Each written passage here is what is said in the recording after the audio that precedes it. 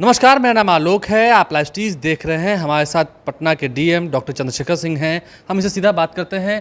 Land settlement का जो काम हो रहा है, ज़मीन सर्वेक्षण का काम हो रहा है, पटना में कितनी तेज़ी से हो रहा है और कब तक उम्मीद करें कि ये हो जाएगा? ये जो सरकार द्वारा निर्धारित समय सीमा है उसके अनुसार हम लोग काम कर रहे हैं और अगले वर्ष हम लोगों को जुलाई तक कहा जा रहा है कि हम लोग काम कर लें बेसिक काम, और उसके बाद प्रकाशन में जो समय लगे तो उस हिसाब से हम लोग चल रहे हैं। जो विभाग टाइमलाइन बनाया है उसके हिसाब से अभी सभी जगह सभी ग्राम पंचायत में हम लोगों ने ग्राम सभा करा दिया है, लोगों को जानकारी दे दी है और उसके बाद हम लोग लोगों से कागज़ लेना शुरू किए हैं, प्रपत्र 2 और प्रपत्र 3, जिसमें कि प्रपत्र 2 में अपने ज़मीन का विवरण देते हैं स्वहस्त लिखित अपना, और उसके बाद प्रपत्र 3 में अपना पारिवारिक जो उनका सदस्यता है या वंशावली है उसको देते हैं। और दोनों में कोई कठिनाई नहीं है, दोनों के लिए कोई बहुत ज़्यादा कागज़ की ज़रूरत नहीं है इधर उधर भाग दौड़ करने की, उसको बहुत सिंपल रखा गया है। उसका फिर हम लोग वेरिफिकेशन करेंगे और बाकी उसके बाद फिर और उनका जो डिटेल है उसकी एंट्री करेंगे। तो ये काम समय से चल रहा है और हम लोग समय से इसको करा लेंगे। शुरू में थोड़ा कठिनाई थी, लोगों को कन्फ्यूजन था, तो लोग म्यूटेशन के लिए, रसीद के लिए और सब चीज़ों के लिए, खतियान के लिए कुछ लोग भाग दौड़ कर रहे थे, लेकिन सबको जागरूक किया गया और अब बहुत ही अच्छे से स्मूथली ये काम चल रहा है और इसको हम लोग समय से पूरा करा लेंगे। और जितने स्टेजेस इसमें आएंगे बीच बीच में सभी लोगों को हम लोग समय समय पर बताएंगे, इन्फॉर्म करेंगे और उनको सबको साथ लेकर के हम लोग आगे कार्रवाई करेंगे। क्योंकि ऑनलाइन व्यवस्था भी की गई है, तो लगता है कि जो लोग बाहर में रहते हैं, पटना से बाहर रहते हैं, उन्हें यहाँ आने की कोई खास जरूरत नहीं है, ऑनलाइन भी वो हाँ, काम नहीं, ऑनलाइन जो पोर्टल है उस पर अपना एंट्री कर सकते हैं। ऑनलाइन भी प्रपत्र 2 प्रपत्र 3 सब चीज़ उपलब्ध है, उसमें अपना भर करके ज़मीन का डिटेल सबमिट कर सकते हैं और अपने परिवार का भी जो वंशावली है उसको भी अपना वो उस पर एंट्री कर सकते हैं। एक कार्रवाई की बात होती है सर, क्योंकि कई ऐसे लोग हैं जिनका अवैध निर्माण है या जिनके पास ज़मीन के कागज़ ही नहीं है, आज तक वो अवैध तरीके से रहते रहे, उन पर तो कार्रवाई होनी है अगर उनके कागज़ नहीं मिले तो?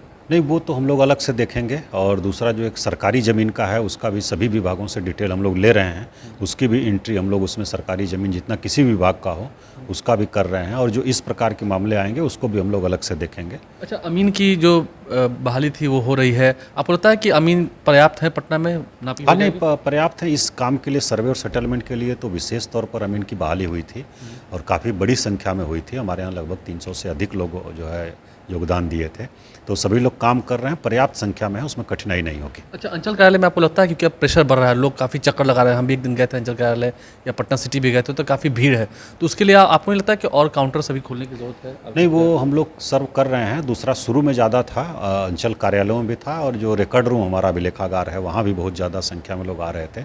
तो वो इसी कन्फ्यूजन में कि उसमें खतियान देना ज़रूरी है, उसमें रसीद देना ज़रूरी है, जमाबंदी कराना ज़रूरी है, तो इसी कारण जो वहाँ भीड़ हो रही थी। लेकिन हम लोगों ने लोगों को जागरूक किया कि अभी आप सिंपल प्रपत्र 2 प्रपत्र 3 भर करके हमको आपके पास जो विवरण उपलब्ध करा दीजिए, और बाकी समय से जब हम लोग मांगेंगे तब उपलब्ध कराइएगा। तभी भीड़ काफ़ी कम हुई है, और जो लोग भी अप्लाई कर रहे हैं उसका हम लोग समाधान कर रहे हैं, उपलब्ध करा रहे हैं अंचल कार्यालय से। ये तो आप मान रहे हैं ना कि मौके 2-3 दिए जाएंगे, ऐसा नहीं कि एक ही मौके में नहीं, ज़मीन पूरा छीन लिया जाएगा, ऐसा कुछ नहीं, ऐसा बिल्कुल नहीं। कोई किसी की ज़मीन छीन ही नहीं सकता, ऐसे कैसे छीन लेगा कोई।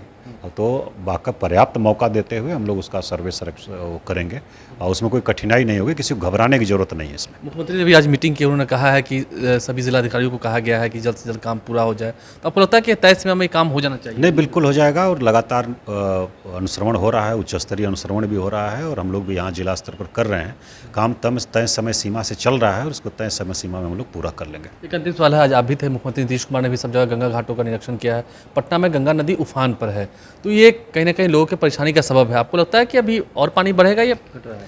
नहीं, अब आज से घटना शुरू हुआ है, मनेर में काफ़ी तेज़ी से घटना शुरू हुआ है, और यहाँ गांधी घाट पर भी और दीघा घाट पर भी घटना शुरू हुआ, और कल से हम लोगों को बख्तियारपुर और मोकामा में भी घटने की उम्मीद है। तो अब घटना शुरू हुआ है, पानी बढ़ा था, इसके कारण काफ़ी कठिनाई भी दियारा क्षेत्र के लोगों को हुई थी, और काफ़ी संख्या में लोग निकल करके बाहर भी आए थे जो लो लैंड एरिया में थे वहाँ।